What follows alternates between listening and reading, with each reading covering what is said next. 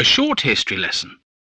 The fuel cell, which may be an abundant source of power before long, was demonstrated by its inventor, Mr. Francis Bacon, at Cambridge. Cars, lorries, ships, all may be driven by this energy in the next decade.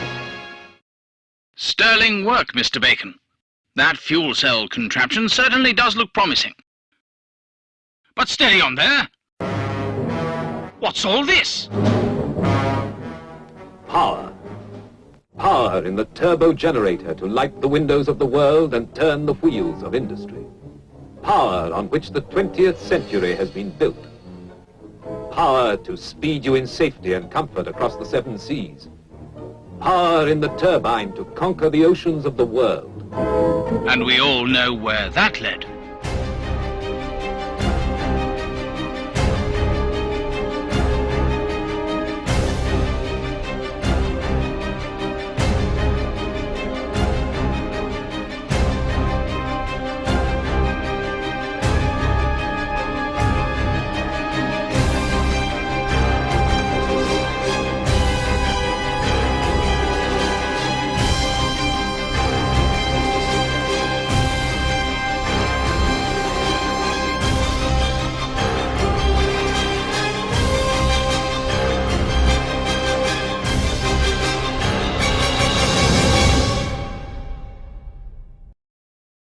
"50 years on, and we're looking at a very different planet.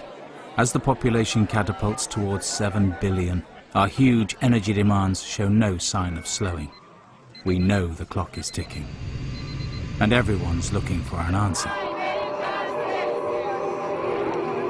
But what happened to the fuel cell?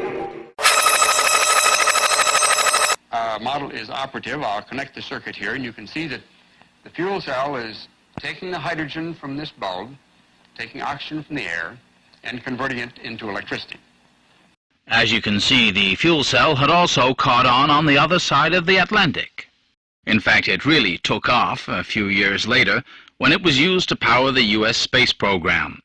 However, the fuel cell was at that time deemed too heavy and too expensive, and so drifted off into obscurity. Or did it?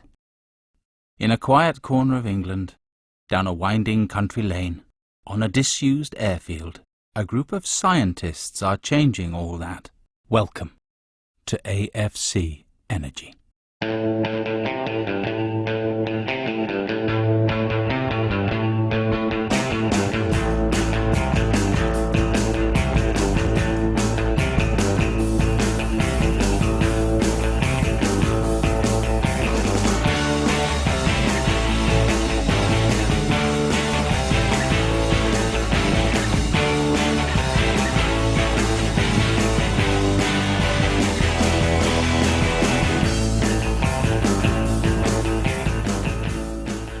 The alkaline fuel cell can produce really clean electricity, i.e. no carbon dioxide or sulfur dioxide emissions, because it uses really clean hydrogen to start with.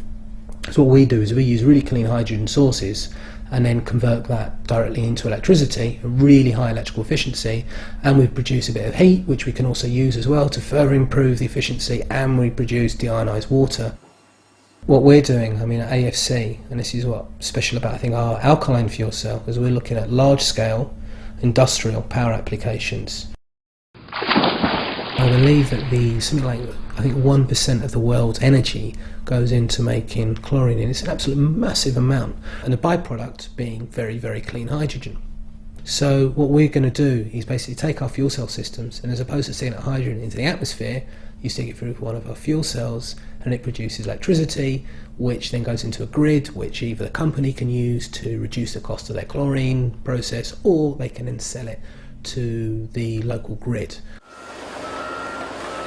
Waste to energy. This is where landfills hopefully will be a thing of the past. Increasingly there are technologies, gasification technologies, where you basically take rubbish, you convert it into clean hydrogen. That hydrogen will go through to one of our fuel cell systems, which can then go into the grid, which is a really, really exciting area. And then another area which is potentially world changing is the UCG. UCG being underground coal gasification.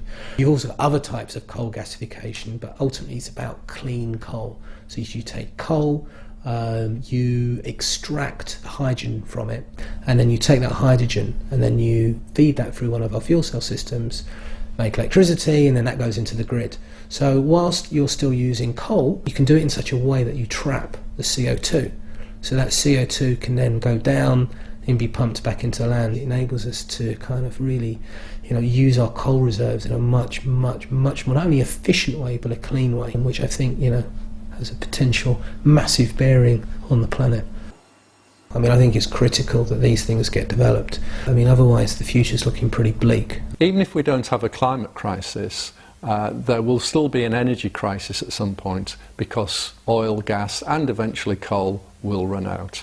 So there is a need, as well as a climate need, to change or to transit to renewable energy resources by around mid-century.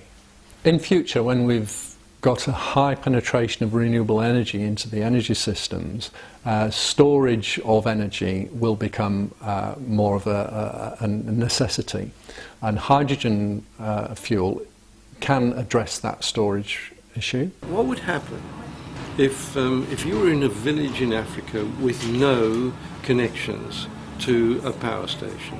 What you want is to micro-generate electricity. So you put solar photovoltaics on your roof. You don't get light during the night out of that because the sun is no longer shining. So you need to store energy so that you can switch on lights and cookers at night, and the television as well. So how do you do that? You use your solar photovoltaics to generate hydrogen while you're not using the solar photovoltaics, and then hydrogen plus the alkaline fuel cell at night to generate electricity.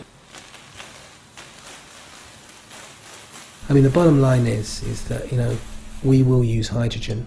The fuel cell is the most efficient way to convert hydrogen into electricity. The fuel cell and the hydrogen delivery infrastructure can be used in a transition from coal and gas hydrogen to renewable hydrogen, and therefore over decades it would facilitate the low-cost switch over to a predominantly renewably generated global energy system. This challenge, to me, is the most wonderful technology, innovation, wealth creation possibility. So when people say to me, what is it going to cost to meet the challenge of defossilizing our economy, I'm saying it's not going to cost anything. It's going to create wealth out of these new opportunities. The fuel cell is, I believe, an absolute necessity. I believe once you couple that with the clean coal technology as well, I think that as a transitional technology, the potentials it's going to offer society are truly immense.